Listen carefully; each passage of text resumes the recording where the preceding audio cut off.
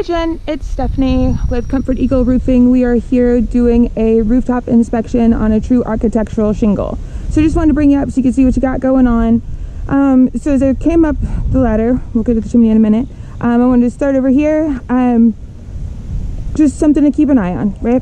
So first of all, this section of the roof is a 212. 212s should not be shingled because the water is able to get back in and behind. It doesn't move fast enough for it to not get underneath of the shingles. To add to that, when they put the gutter guards on, it caused the shingles to have to pull up a bit. So I don't know if you can see that, but you have like this dip here where the water is coming down and then it's just going to pool in this area. So it will eventually start to get back behind these shingles and start to deteriorate the decking and those types of things. So we definitely want to keep an eye on this section. And then as I came over, I realized that they had put the pipe boots on backwards. So the idea of the pipe boot is that the high side should go facing the slope so that as the water comes down, it doesn't immediately hit up against this part and be able to back up here. So it should have a slope so that as the water comes down, it disperses and goes around the other side. I thought maybe they had done that just because of the pitch here. Unfortunately, that's not the case. They did that everywhere. So you have two more pipe boots up here, and I'm guessing this is probably where your leak in the bathroom is coming from, because even though the pipe boots appear to be in pretty good shape, the water is not dispersing properly around this section. There's really no soft decking as of yet to tell me exactly which one of these two is allowing the water to get in. But as you can see, the caulking around it has started to deteriorate.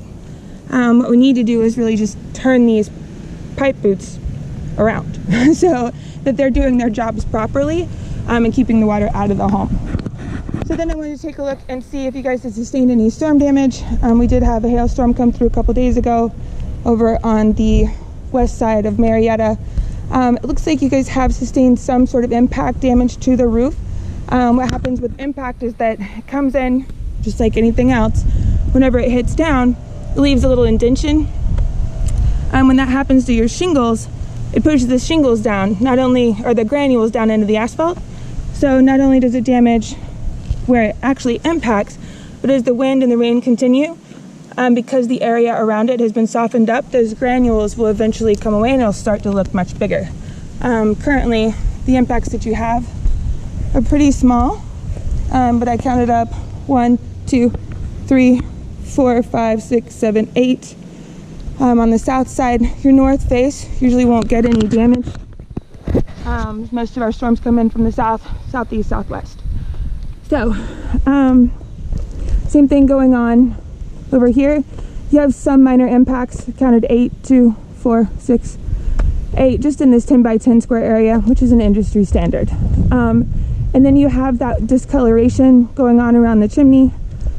Fortunately, chimneys, they're just a mess, right?